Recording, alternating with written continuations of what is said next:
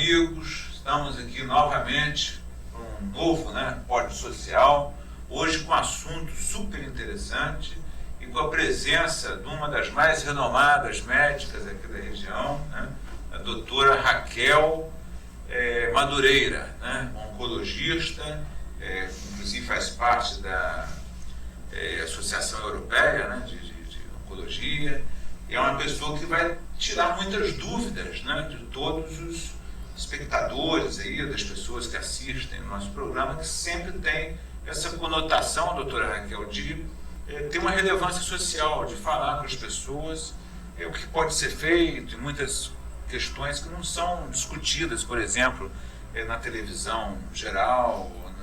Você não vê, às vezes, programas só, aqueles programas sem conteúdo. Então a gente tenta trazer conteúdos que vão beneficiar as pessoas. E o tema de hoje é a oncologia no sistema gastrointestinal, ou seja, câncer de intestino, de estômago, essas coisas assim. Então eu vou passar aqui para a doutora Raquel, e vou pedir já para ela se apresentar e falar sobre a questão, por exemplo, o câncer é uma doença como outra qualquer, que ficou muito estigmatizada lá no início do século passado. Então, vamos ouvir a doutora Raquel. Boa tarde a todos, agradeço mais uma vez a oportunidade de estar aqui. Fico muito honrada com o convite, principalmente por saber a genuidade do projeto. Eu acredito muito em projetos como esse. Eu acho que quanto mais a gente leva informação para frente, mais a gente atua no combate, na prevenção, na luta contra o câncer. Eu acho que é assim que a gente avança, E estou muito honrada de estar aqui com vocês. Espero que a gente consiga tirar bastante dúvida, Em relação a essa questão do câncer como uma doença como outra qualquer, eu acho que sim, eu defendo essa bandeira, porque até muito pouco tempo atrás, o câncer, você recebia o diagnóstico, você recebia ao mesmo tempo uma sentença, Então você lia ali um diagnóstico, uma biópsia, e o médico e o paciente às vezes se viam ali numa situação muito constrangedora. É necessário que a gente fale cada vez mais sobre isso para que realmente isso seja desmistificado, porque o câncer ele não é uma sentença, E a gente tem que falar de prevenção justamente porque se a gente detecta no início, as chances de cura, principalmente do que a gente vai falar hoje de câncer coloretal, são muito grandes. Então, assim, por isso que a gente tem que bater na tecla da prevenção, porque a gente conseguindo detectar ele quanto antes, a gente consegue curar esses pacientes. Então, essa questão, câncer, sentença de morte, isso não existe, graças a Deus, mais, A gente tem evoluído muito nos tratamentos e nas formas de diagnóstico precoce para que realmente isso deixe de existir. Essa questão de cura, é uma coisa que ficou estigmatizada, e aquela doença incurável, tinha pessoas que não podiam nem falar o nome da doença, E, por exemplo, no meu caso de experiência familiar, minha mãe teve 2 tipos de câncer, e foi tratada pelo Dr. Ademar Lopes, que eu queria até agradecer também, que é um médico realmente fora do comum, cirurgião, um dos melhores do mundo. O Dr. Celso também, que é um oncologista excelente lá do AC Camargo, a doutora Renata e a doutora Paula Oliveira, que me operou, só que não era câncer, graças a Deus. Mas aí eu queria agradecer esse pessoal que é fora de série. O Dr. Demar mesmo, praticamente um anjo, porque se você pegar quase 1/3 da vida dele é dentro do centro cirúrgico. Então, isso aí Mas o câncer, ele é uma doença como outra qualquer mesmo. Ele tem muita possibilidade de cura, como a doutora Raquel falou. Então, esse estigma do câncer, a pessoa às vezes está com uma doença contagiosa, é pior do que o câncer. É melhor o cara apertar a mão do cara com câncer do que o outro com doença contagiosa que vai contrair aquela doença. Então tem essas questões aí, que a gente tem que superar esse estigma do câncer, E a questão da cura, E na época a gente conversando lá no tratamento da minha mãe, uma coisa que até o Dr. Celso falava, e o pessoal lá, os outros oncologistas, é que, por exemplo, se a pessoa não morrer do câncer, ela foi curada. Minha mãe já tinha 80 anos e tinha muita gente que acontecia isso, às vezes idoso que era tratado, mesmo que não tinha, vamos dizer, uma cura para aquele câncer que ele estava ali, mas ele já tinha uma idade avançada, ele não ia morrer do câncer. Ele conseguia, tipo, aquele tratamento paliativo, mas o cara morria de outra coisa, de um infarto, de uma outra questão. Importante. Né? É interessante você mencionar isso, porque a parcela de pacientes que a gente não consegue curar, ou seja, esses pacientes com desejos metastáticos, a gente quer também oferecer que esse paciente viva mais e viva mais com qualidade de vida, né? Porque os tratamentos estão aí para isso. Então, e aí a gente configura o câncer como uma doença crônica. Assim como tem a diabetes, assim como tem a hipertensão, que a pessoa vai tomar o remédio pro resto da vida e tem que controlar para que aquilo não, né, evolua. Então, exatamente. se a gente não cura, a gente controla, né? É, porque tem aquele caso, até de gente famosa, né? Teve um cantor uma vez que o cara estava com câncer, queria curar de qualquer jeito.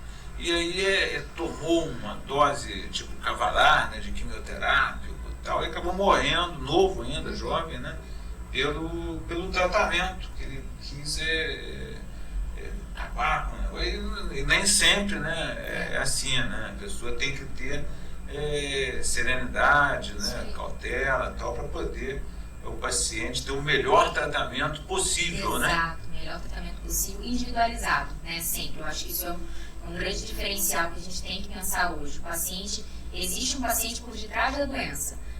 Falar do câncer, a gente sempre fala isso, assim, tem pacientes que dizem, mas a gente não tem mais nada a fazer, em alguns casos. E às vezes, se você pensar exclusivamente no tumor, você tem várias possibilidades terapêuticas. Mas, às vezes, o paciente que está por detrás desse tumor, o paciente como um todo, não aguenta todas essas possibilidades terapêuticas, ou não é apto para essas possibilidades ou intervenções. Então, assim, a gente tem que individualizar o tratamento. Isso é muito importante a gente falar também, porque a gente tem visto cada vez mais na mídia pessoas famosas, né, vivendo e sendo diagnosticadas. Enfim, a gente teve até recentemente, acho que no início do ano, foi o Roberto Dinamite, né? O Pelé, o maior jogador de futebol da história mundial. Agora tem a cantora baiana Preta Gil, diagnosticada com câncer coloretal. Teve a Simone também, se não me engano, câncer de reto. Então, assim, são pessoas famosas lidando com a doença, enfrentando a doença. E isso tem trazido a mídia, a gente falar um pouco mais disso, e é importante justamente porque a gente consegue falar um pouco mais dessa parte de prevenção, né? E que enfrentar, a gente tem toda a estratégia ali por isso. Então, cada caso é um caso. E aí, só para finalizar essa questão da mídia, às vezes o paciente vem na consulta, mas por que eu não estou fazendo? Acontece sempre. Por que eu não estou fazendo a quimioterapia que a Preta Gil está fazendo? Por que meu cabelo não é igual a da Simone? E aí a gente fala que assim, é porque é individualizado. Então, o que vale para um nem sempre é o que vale para o outro. Realmente, existem várias estratégias e elas têm que ser traçadas ali no momento do diagnóstico, a partir do que vem no laudo da cirurgia daquele paciente, se ele operou, se ele não operou, se ele tem doença à distância, se não tem, qual é a idade, quais são as comorbidades. Então, tudo isso precisa ser visto na consulta. É isso aí, tá vendo? A doutora Raquel acabou de tirar uma dúvida aqui, excelente, acho que de todos, né? Inclusive minha até. Por exemplo, cada paciente é uma doença diferente, né? Como se fosse, e tem que ter o tratamento adequado. Não adianta ficar pela ansiedade, quero curar. A pessoa vai curar, se tiver condição vai curar, se não tiver vai ter qualidade, enfim. Mas hoje em dia tem um percentual grande, né, de cura, né? Não só nesse câncer, mas em outros, né? Com certeza. Então, isso aí é importante para os pacientes, para os familiares dos pacientes. Eu lembro quando para minha mãe eu estava pensando exatamente isso. Eu fui lá falar com o doutor Delmar, eu já tinha estudado aquilo, tudo quanto era lugar na internet, eu cheguei para ele, já o que era para fazer, ele não, isso aí não, você vai matar também, eu consigo ter um negócio desse, né? Era a cirurgia na época hipertérmica, quimioterapia hipertérmica, né? Que na época era uma novidade, ele era um dos únicos que fazia, né, até no Brasil. E aí ele falou, uma cirurgia dessa é de 15 horas, não, um tempão, e ela não tem como fazer isso. Né? Isso aí vai ter uma chance de até morrer na cirurgia. Né? E acabou que ele fez um tratamento dela, ela viveu mais vários anos e teve uma qualidade de vida excelente, morreu com mais de 80 anos. E sem nunca ter tido qualquer comorbidade, até o último dia de vida dela.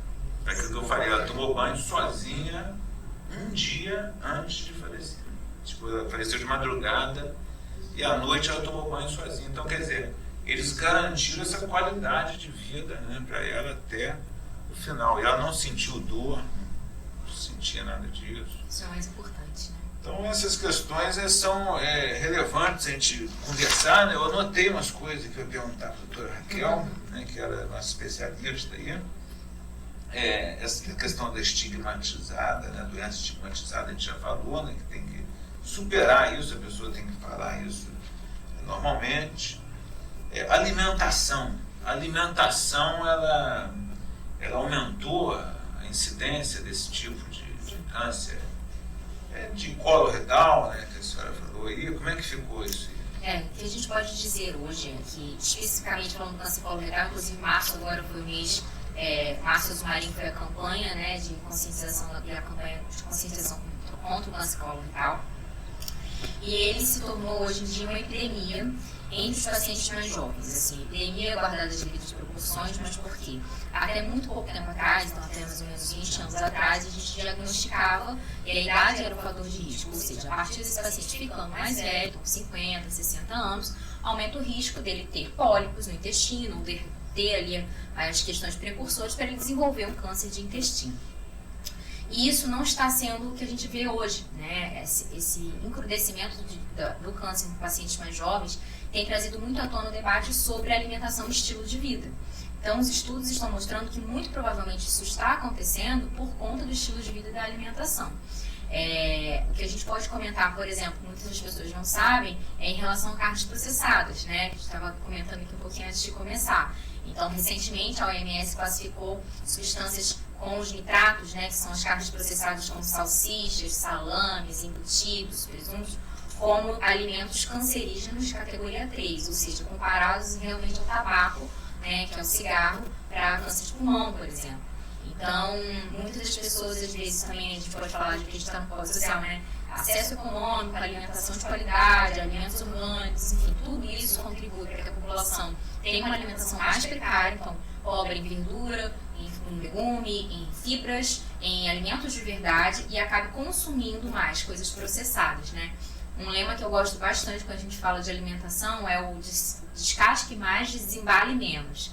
Então, você desembalar menos, ou seja, incluir mais coisas naturais na alimentação e eliminar cada vez mais os industrializados. Então, descascar mais, né? Descascar a laranja, as frutas, a banana e desembalar menos, ou seja, ali coisas que a gente tem que, né? Às vezes ali a lata, tem que abrir a lata, ou então tem que mexer numa embalagem mais de plástico, enfim, tudo isso tem relação sim com a alimentação. E o uso, né? Esse uso de agrotóxico, fertilizante, aquela outra, também conservante também, né? Em carnes, né? Às vezes isso aí também é um fator, né? Que aumenta também o risco, né? Sim, sem dúvida. O país, ele no ranking aí dos agrotóxicos, a gente é quase campeão, né? O Brasil, felizmente, a gente é um grande produtor, então a gente exporta muito para os outros países, mas ao mesmo tempo a população que a gente está aqui, né, a gente não tem esse acesso a um alimento de qualidade, a um alimento orgânico, a um alimento pouco exposto ao agrotóxico. Infelizmente, isso não é o que acontece, né? Deveria ser. E deveria ter também será uma agência, né, de fiscalização, né? Aquilo que eu estava até conversando antes da gente começar aqui.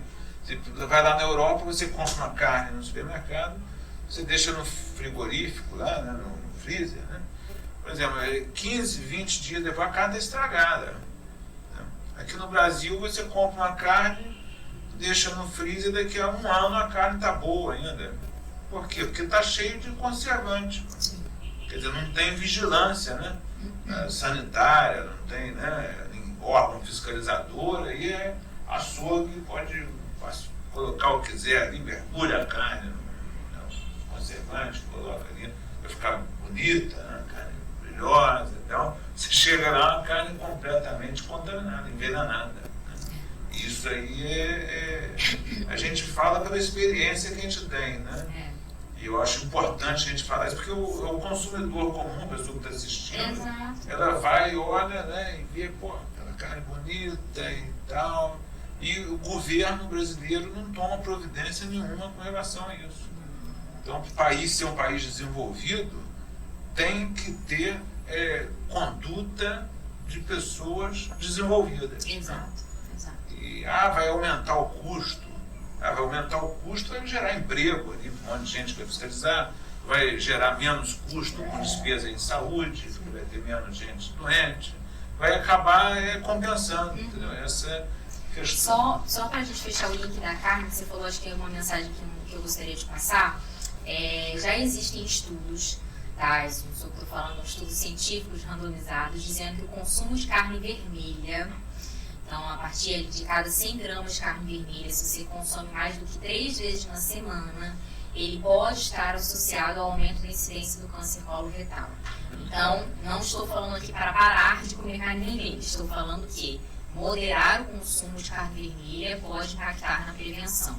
Então, incluir mais o frango, os peixes, né, outras fontes de proteína, até mesmo os vegetais, né, que tem crescido cada vez mais o número de pessoas vegetarianas, veganas, enfim, claro, sempre com a ajuda de um acompanhamento nutricional, de um nutrólogo. Mas assim, investir mais nessas outras fontes de proteína, deixar a carne vermelha ali para o consumo moderado, tá? Carne vermelha mesmo, carne bovina, tá, gente? Assim, do boi ali, da vaca, porque realmente a gente vê e os estudos mostraram isso. Acho que só para a gente fechar, porque a gente comentou aí da alimentação, é interessante. Os processados, então, né, é até bom falar isso, pessoal, hambúrguer não é carne, hambúrguer é alimento processado, né? Não um hambúrguer caseiro, né? Um hambúrguer caseiro ali, o patinho, que faz em casa é ok, super ok, né? Respeitando esse limite. Mas o congelado, né? A salsicha, né? Tem uma galera que gosta de salame é muito, mortadela, e a lista é grande. É terrível, né? Essa questão. E lá na minha família tem esse exemplo, por exemplo, a minha mãe, que na década de 70, 80 do século passado, né, tinha todo um feitiço, né, social, né, de que morar na cidade grande era o top da vida, era o cara que morava. Quando eu chegava lá, por exemplo, eu nasci em Machado, né, Minas Gerais. Eu morava aqui no Niterói, Rio de Janeiro. Aí chegava lá, mora lá no Rio de Janeiro, Rio de Janeiro, parecia que era um extraterrestre que estava na cidade, né? E na verdade morar lá estava sendo mais até hoje, né? Interessante do que aqui. Aí o exemplo que eu ia dar é esse para minha mãe, faleceu com 80 anos, ela morava aqui. Eu tenho 2 tias lá, uma que toma conta da fazenda até hoje, dirige mais de 100 km por semana, com 90 anos, e a outra com 97. Então, quer dizer, nunca tiveram câncer, nada disso, sempre que é tudo natural, da comida da fazenda, não tem agrotóxico. Leite da vaca, bicho da goiaba. Ali do dia, o bicho da goiaba. Goiaba com bicho, que a goiaba é sem agrotóxico. Aí isso aí vê que realmente é estilo a vida de vida, natural, né? Estilo de vida. Estilo de vida. E aí, falando de estilo de vida, assim, além da alimentação, sedentarismo, exposição à poluição, né, outros fatores de risco que, principalmente sedentarismo, estresse, são coisas, né, que a gente tem que lembrar como fatores de risco também para o desenvolvimento de outras doenças, né, principalmente o câncer. E a cidade grande, ela atrai, né, esse tipo de coisa. Eu estava lendo um negócio até para me preparar aqui para conversar com a doutora, né? Aí falaram o seguinte, tinha uma matéria, não sei se é verdade isso, mas a senhora deve confirmar ou não, falou que essas cidades maiores, tipo assim, que tem muita indústria, falou que a pessoa que vive ali, mesmo sem ser fumante, é quase que fosse um fumante ali, né? Porque toda a poluição de carros, de excesso de pessoas, então, isso aí é verdade? Não é. Eu acho que não se compara ao tabagismo passivo, que é a pessoa que convive com um tabagista dentro de casa, né, porque a exposição é um pouco maior, mas a poluição, com certeza, ela é algo que pode trazer prejuízos, né, para o organismo. Existem cidades, né, se não me engano, por exemplo, Volta Redonda, que é uma cidade aqui do estado do Rio de Janeiro, que tem a CSN, existe uma cidade em São Paulo também chama Cubatão, que são cidades assim consideradas, tem um gráfico lá. Eu sei que meus pais são professores de geografia, então tem algumas coisas assim que eu lembro, né? E aí eles falam assim que existe esse gráfico, e são consideradas assim, se você for colocar mundialmente, cidades que produzem muito essa questão de poluição ambiental mesmo, né? Então é algo que a gente também, as pessoas esquecem, assim, depende de onde você está morando, que ar você está respirando. Claro, a gente não tem que todo mundo se mudar para o campo, mas eu acho que não deixa de estar embutido nessa carga que vem junto de morar e ter o estilo de vida que nós temos tido, né? Eu até, nesse ponto, eu sou favorável a todo mundo mudar para o campo. Sabe por que eu estou falando? Eu estou brincando. Lá na Europa tem quase 500 milhões de habitantes na Europa. E o Brasil tem 200 e pouquinho. Sim. E o Brasil é maior do que a Europa. Pouquinha coisa, mas é maior do que a Europa. E você anda lá pela Europa, não parece que tem a quantidade de habitantes que tem aqui. Aqui parece que tem muito mais. Por quê? Porque lá fizeram uma descentralização populacional. Então as cidades são menores, organizadas, tudo certinho e tal. Estruturamento urbano, né? Planejamento urbano, né? Aqui cresceu tudo desordenado. Agora, aqui eu tinha ultraleve, né? Antigamente eu viajava daqui até Salvador pilotando ultraleve por cima da praia. Aqui, então. Aí você, quando passava do Espírito Santo e pegava a Bahia, ali tem uma curva, que até aparece no mapa do Brasil. Você olha assim o litoral todo, assim, mas era 1 hora de voo, muita coisa. É uma área extensa, enorme. Não tem nada. Não tem uma cidade, não tem uma rodovia, não tem luz, não tem ninguém morando. Assim, de frente para o Atlântico, lugar, um paraíso, não tem nada. Aí você passa no Rio de Janeiro, que é um lugar pequeno, né, comparado a esse, aquela quantidade enorme de pessoas concentradas. Sim. E na Europa já é isso que eu falei, você vai lá, está tudo mais distribuído, aí evita essas cidades, né? Tanto é que São Paulo hoje é a maior cidade da América, populacional. Antigamente era cidade do México, São Paulo já passou, hoje é a maior da América. E, por exemplo, o pessoal pensa em Paris, vai em Lisboa, é muito menor do que o Rio de Janeiro, que essas coisas, não dá para comparar, né, com essas cidades brasileiras e também, às vezes, chinesas, ou do México. Os países menos desenvolvidos tendem a ter uma concentração populacional maior, e isso é ruim, né, porque afasta a pessoa do campo, e no campo, aqui a gente passa, quando eu já fui voando em Mato Grosso, você passa aí no centro-oeste, né, é só aquelas lavouras, não lavouras, aquelas lavouras de perder de vista, assim, de muita soja, milho, e aquele agronegócio, né? E não é aquela, na Europa já a coisa, as propriedades são menores, todo mundo produz, mas é uma coisa mais organizada, né? Aqui não, é como se fosse uma indústria ali, e você passa voando e você vê um monte de aviões lá embaixo voando também, só que rente à terra, né? Jogando agrotóxico. São aqueles aviões preparados para jogar fertilizante nos alimentos. Quer dizer, aí não tem como, né, combater o câncer com esse tipo de conduta, né? E outra coisa que eu ia perguntar é sobre a pandemia, né? A pandemia do coronavírus rapidamente, né, no estalar de dedos, inventaram 4, 5 vacinas aí, a Pfizer, a Moderna, Coronavac, não sei o quê, né?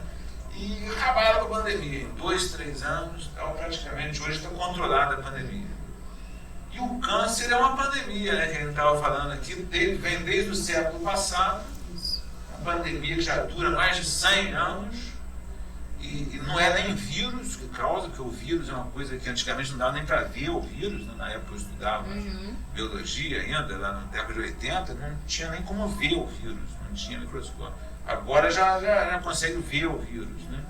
Mas é um elemento mais difícil de combater, e conseguiram combater. O câncer, que é um negócio de célula, que é quase que um dinossauro perto do vírus, né?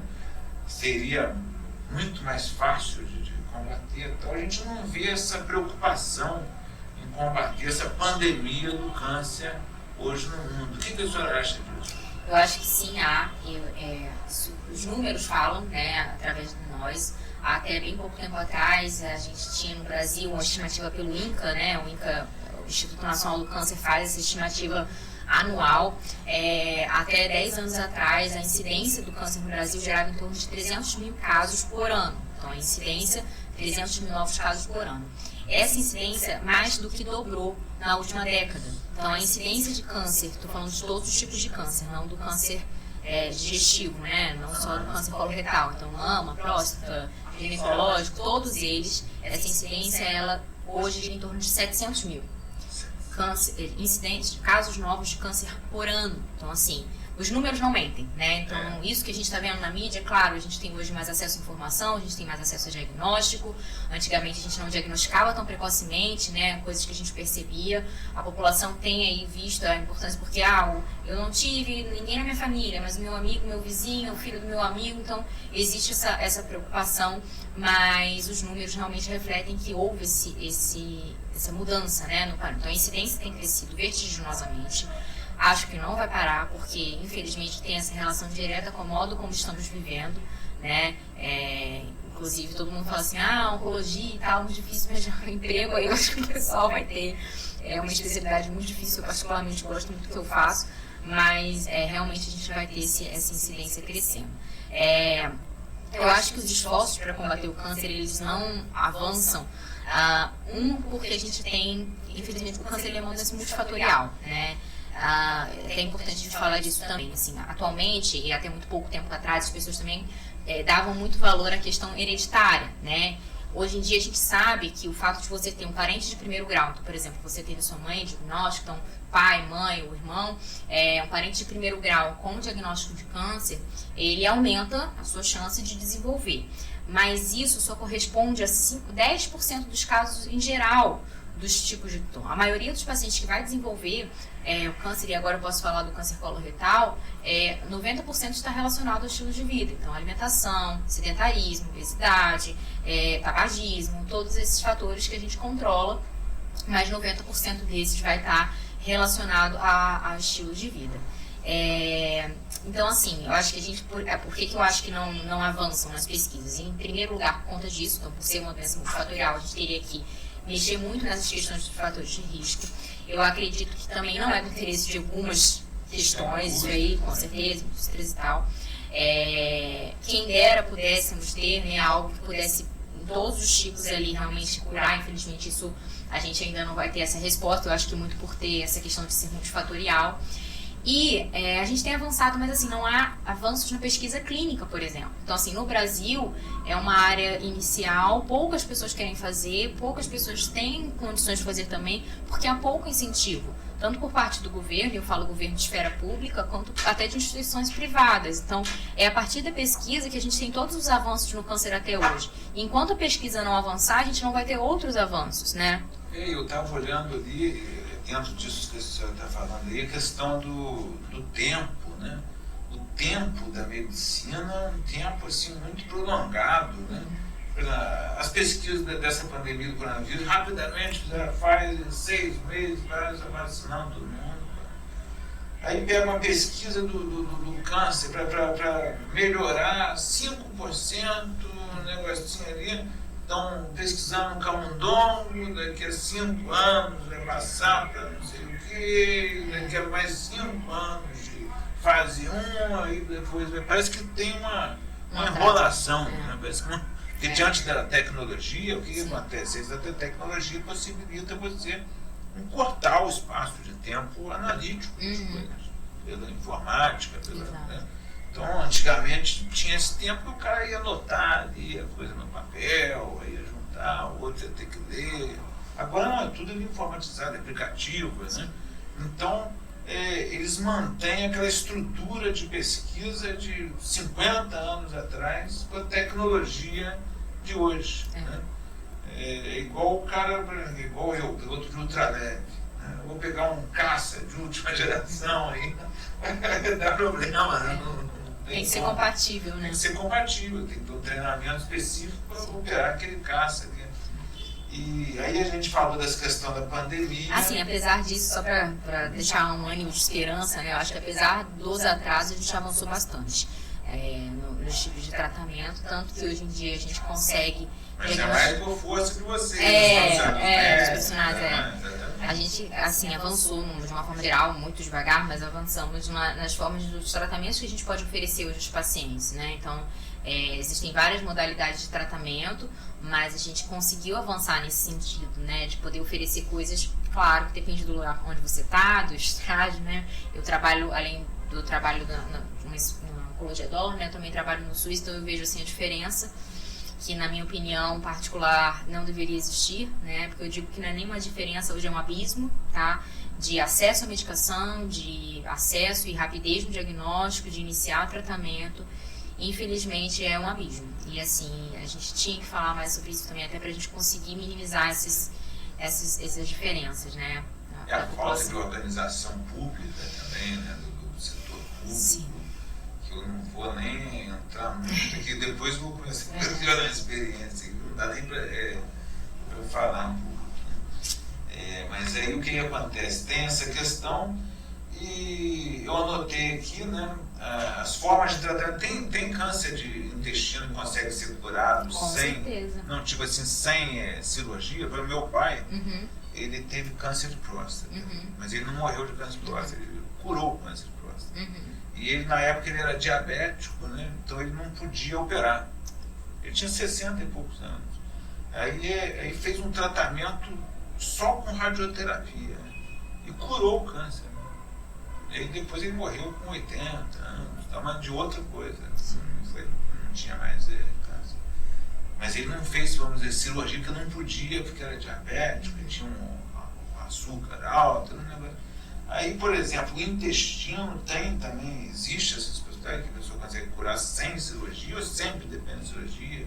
Assim, a gente, até é bom a gente falar disso, assim, pra gente prevenir o câncer de intestino atualmente, a gente recomenda a colonoscopia, ele é um método de eleição, né? Então, a colonoscopia, que é o exame que a gente consegue, através do vídeo, ver por dentro do intestino, ver a mucosa e ver lesões que possam ser precursoras do desenvolvimento, geralmente pólipos, tá? Atualmente a gente recomenda que a colonoscopia ela seja realizada, até muito pouco tempo atrás, uma data fechada, tanto na Europa, quanto na Sociedade Americana de Oncologia, quanto no Brasil, a partir dos 50 anos de idade. Com o aumento do diagnóstico em pacientes mais jovens, então seja antes, né, dos 50 anos, a gente acabou, e às vezes a maioria dos médicos acaba recomendando a partir dos 45. Ou até mesmo 40, dependendo do seu histórico familiar. Uma regra também legal de passar, pacientes com diagnósticos de câncer de intestino na família, até outros tipos de câncer, assim, a colonoscopia ela deve ser subtraída menos 10 a idade da pessoa que teve o diagnóstico. Então, por exemplo, meu pai teve câncer de intestino aos 50 anos. Aí eu provavelmente tenho que começar a iniciar a fazer minha colonoscopia aos 40. Então eu pego a idade da pessoa, subtraio 10 e eu inicio o rastreamento. Isso é bem delimitado. Bem individualizado. Individualizado, mas isso deve ser recomendado por conta da coluna. E aí, o quanto você vai repetir a colonoscopia depende do resultado do exame. Então, se forem ali não identificados pólipos, esse paciente pode repetir a colonoscopia em até 5 anos. Se for identificado alguma coisa, em 3, em 2, enfim, isso pode ser também individualizado. Mas é a colonoscopia o método de rastreamento. E aí, a gente, com a colonoscopia, a gente tentando, o nosso objetivo é justamente pegar as lesões mais iniciais. Mas então, eles já não tiram o pólipo? Então, tira o pólipo. E aí esse pólipo vai para uma análise histopatológica. Então ele pode vir ou com uma condição benigna, que é um pólipo simples, então vai vir um apólipo, né, que geralmente é hiperplasia, vem com nomes assim, ou adenoma, que é o adenoma tubular, que é a lesão precursora, mas é benigno. Esse adenoma, se ele ficar lá 5, 10 anos, os fatores de risco ali, ele vai virar um adenocarcinoma. E aí, que é a lesão maligna. Existem casos muito, muito raros em que a gente consegue pegar o adenocarcinoma in situ, ou seja, ele está ainda dentro da membrana ali e ele não passou. Nesses casos, geralmente a colonoscopia vai ser o suficiente, mas é muito raro.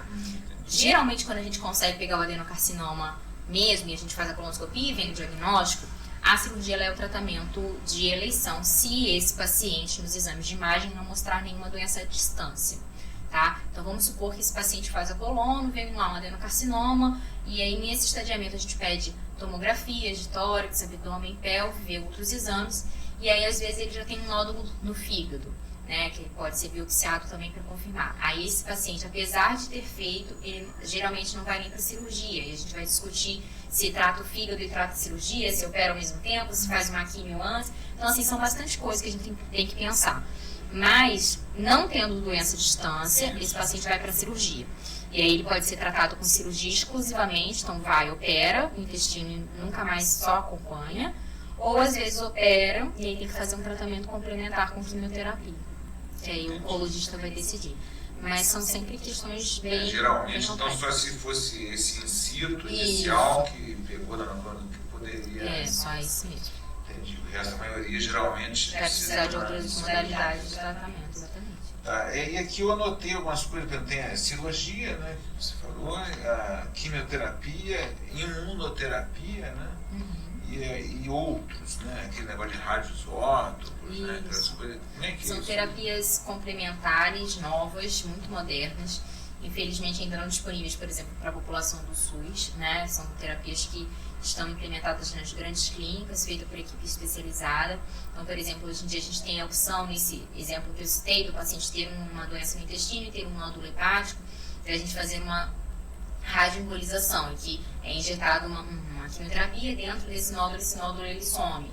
E outras coisas, assim, radioterapia, cirurgia minimamente invasiva, várias, até cirurgia robótica, a gente tem bastante opção. Tentar fazer uma coisa mais simples, né? Isso. E aqui eu anotei aqui sobre direitos do paciente com câncer, né, que é, por exemplo, não pagar imposto de renda, né, isso é importante, né, a pessoa tem direito à isenção do imposto de renda, e alguns casos também de aposentadoria, a pessoa estiver trabalhando, dependendo do tipo, né, se ela tem direito à aposentadoria ou afastamento para licença de saúde, né, e tem também toda uma área jurídica também, que atua em defesa do paciente com o câncer, né? E dos familiares também. Os familiares, dependendo do tipo de câncer e do grau de parentesco, o familiar tem direito de se afastar da atividade laboral para acompanhar o seu pai, a sua mãe, o seu filho, a sua filha, a sua avó, sei lá, dependendo, né, do grau ali de parentesco, ela tem esse direito, né, juridicamente garantido de se afastar para acompanhar o paciente. E eu queria agradecer muito, né, a presença da doutora Raquel Madureira, né, e também aproveitar para falar, a senhora tem consultório, a senhora atende aqui em Niterói, no Rio, isso, se a senhora quiser aqui passar, né, os contatos. Claro, obrigada. Agradeço novamente o convite, um prazer poder contribuir, a gente está à disposição se precisar, temos muitos meses pela frente, a gente falou especificamente do câncer coloretal, mas a gente tem muitos outros tipos aí para falar, né, câncer de mama, câncer de próstata nos homens, câncer de pele, então a gente tem que falar um pouco mais sobre a doença para conscientizar, tratar. Eu atualmente atuo aqui em Niterói, na Oncologia DOR, atende vários planos, também até particular, consulta também telemedicina, né, que é uma ferramenta que começou na pandemia, que a gente estava comentando, e que eu vejo que na oncologia ajuda bastante, tanto para segunda opinião, até mesmo a oncologia, e quando o paciente ele recebe o diagnóstico do câncer, muitas das vezes o que ele precisa é um apoio. Né? Eu falo que a gente às vezes tem que estar com uma terapia em dia para a gente poder oferecer esse apoio que o paciente não precisa. Então, a telemedicina ela vem se consolidando como uma ferramenta importante. Às vezes o paciente quer ouvir, existe jeito, está tudo bem, isso você consegue fazer, né? Não necessariamente você vai poder examinar esse paciente, mas você consegue lhe dar alguma orientação. Então, atendo por telemedicina, atendo aqui em Niterói, atendo no Rio também, dependendo, mas meu consultório mesmo é aqui em Niterói. E estou à disposição, porque precisar... Quer deixar algum e-mail, algum contato? Eu tenho um Instagram que eu prefiro, que lá já tem os telefones, os contatos. Isso. Meu Instagram é @doutoraraquel.onco. E lá tem as informações de onde eu atendo. Estou tentando também melhorar as ferramentas lá para que seja uma plataforma que as pessoas consigam acessar e marcar consulta e tudo certinho. Maravilha, né? Parabéns muito aí obrigada. Pelo trabalho. Muito né? obrigada. Excelente, que eu conheço alguns pacientes da doutora e que elogiam muito, né, o trabalho da senhora. Né? E dizer para o pessoal também que o câncer é isso, não é negócio de coisa incurável, isso não existe. Né? Na verdade, tudo é incurável. Né? Se a gente pegar, não tem ninguém que nasceu em 1800 vivo até hoje. Né? Não tem ninguém. Exato. Então, todo mundo, né? Então, é curável, mas isso é uma coisa relativa. isso. Não tem câncer, não tem nada, eu quero atravessar a rua, atropelar. É isso mesmo. Isso eu falo muito para os pacientes, Gilson, para os pacientes que estão enfrentando uma doença metastática, por exemplo. Às vezes é uma doença que ela traz um pouco mais de cansaço, para o paciente ficar naquele tratamento mais crônico, né? Então, e o que eu falo sempre é isso, viva, porque você tem um diagnóstico, mas o diagnóstico não pode te definir, né? Então, assim, viva a sua vida, faça as coisas que você gosta, esteja perto de quem você ama, faça atividade física, se alimente bem, procure, né, fazer coisas que você gosta, alimente também o seu espírito, enfim, várias coisas que eu acho que a gente tem que viver, independente do diagnóstico, mas muito mais vivendo com ele. É isso aí, questão espiritual. Não, é igual o meu pai fala, não, vou morrer, disso e acabou, ela curou. Na cirurgia, Pensamento é tudo. Curou. Quer dizer, é uma coisa que não dá para ter uma ter um diagnóstico, já vou morrer amanhã. Não tem nada disso. Isso aí, todo mundo vai morrer um dia. Mas vamos viver, né, com a melhor qualidade possível. E para isso que tem essas profissionais que são verdadeiros anjos, né, aí da medicina, né, aqui no Brasil, sobretudo num país que não dá, né, um incentivo melhor ao médico. Eu sou advogado, né, aqui, inclusive público, né, e eu recebo um alto salário pelo meu cargo. Lá em Portugal, eu vou muito em Portugal, lá é o contrário, lá o médico recebe mais do que o advogado. Aqui o advogado recebe mais do que o médico, quer dizer, não sei por quê, porque não valoriza a saúde mesmo das pessoas, né? Então, apesar de ser contra a minha individualidade ali financeira, eu defendo que seja tem uma remuneração mais justa, né, no serviço público, federal, estadual, distrital, municipal. Porque, por exemplo, o médico não vai poder trabalhar ali ganhando R$1.000, R$1.500, entendeu? Aí, por exemplo, o procurador ganha R$30.000. O médico vai se submeter a risco, às vezes num plantão, uma coisa dessa, e ganhar R$1.500, como tem gente próxima que é concursada e está ganhando R$1.500 numa prefeitura, que não é de Niterói, mas é uma outra prefeitura, um médico concursado, ganhando R$1.500. Isso aí é um salário indecente para quem quer cuidar da saúde, né? Então, muito obrigado, doutora. E vamos marcar outros, vamos, com certeza, para falar de outros tipos e de repente a senhora pode convidar, né, colegas e cirurgiões também. O pessoal vai tendo dúvida, vai ligando, vai pedindo, e eu vou indicando tudo para a senhora também, porque é melhor mesmo de Niterói. Poxa, obrigada. Então vamos encerrar com um brinde do Pódio Social. Poxa, obrigada. A saúde. Obrigada.